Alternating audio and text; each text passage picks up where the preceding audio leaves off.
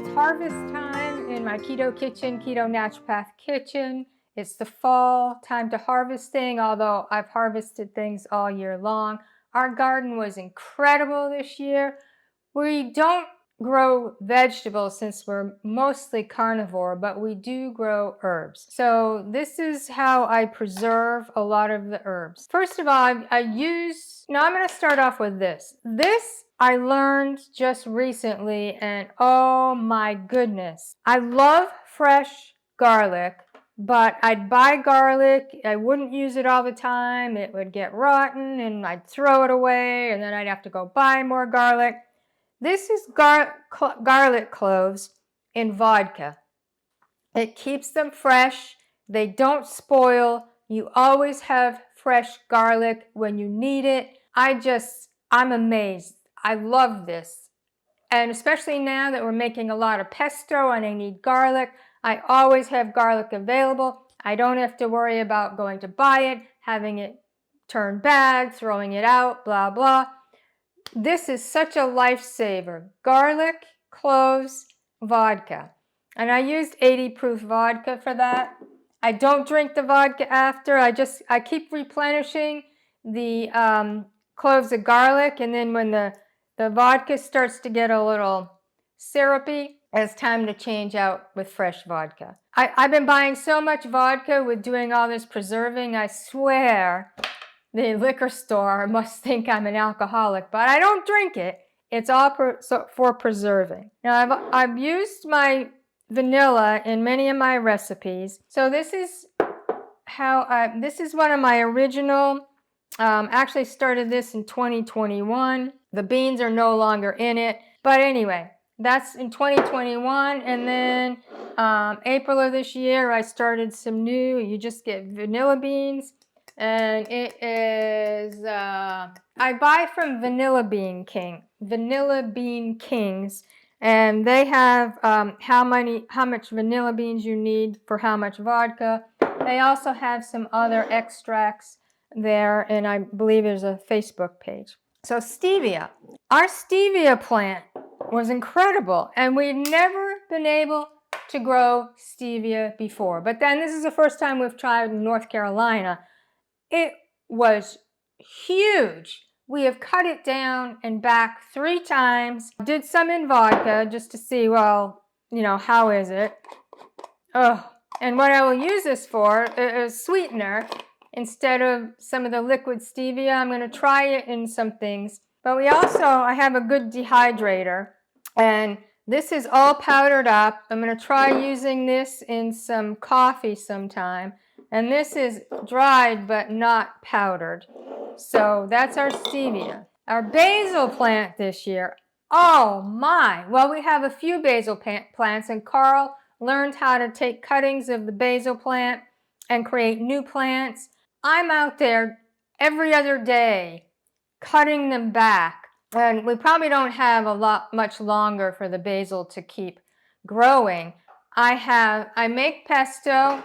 I make it in jars like this. It doesn't last long in our house. I have so much pesto frozen. It's incredible. So I'm like, what else can I do with it?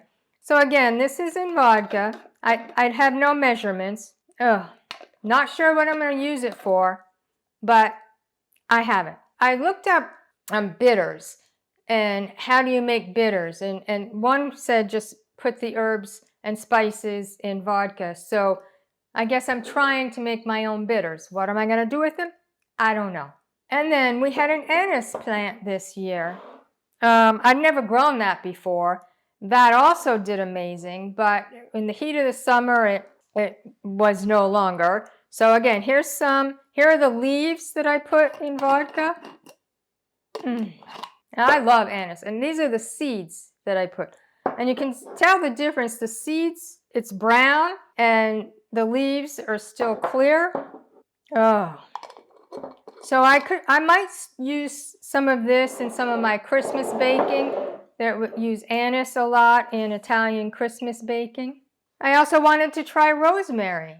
It's like what we have our Since moving to North Carolina, we had brought rosemary plant with us from Massachusetts, and we have not been able to grow rosemary at all. This year, our rosemary plant is like a bush. And again, Carl knows how to get cuttings and root the cuttings and create more rosemary plants, because I love rosemary. I mean, what do you do with all that rosemary? You could dry it, and I think we have a lot. I think I will dry some in before the winter. Oh my goodness. Oh my goodness. This smells so much like rosemary. I might try this in one of my protein-sparing breads. I have a rosemary garlic. Instead of putting dried rosemary, I might try some this instead. In the spring, we had a lot of cilantro. I love cilantro. And so here I have dehydrated and chopped up very fine cilantro. And cayenne, we grew cayenne, and again, I dehydrated this. This is pretty ground up, so now I don't have to buy any crushed red pepper. I can also grind it up finer, and I ran out of jars, so I actually vacuum sealed some cayenne. So I have a ton of cayenne left. I have a lot of jalapenos left. I do canning. I've canned candied jalapeno, jalapeno jelly. I've canned that, and jalapeno relish. And we had some red cherry peppers, because I like the cherry peppers with the cheese and the prosciutto in them.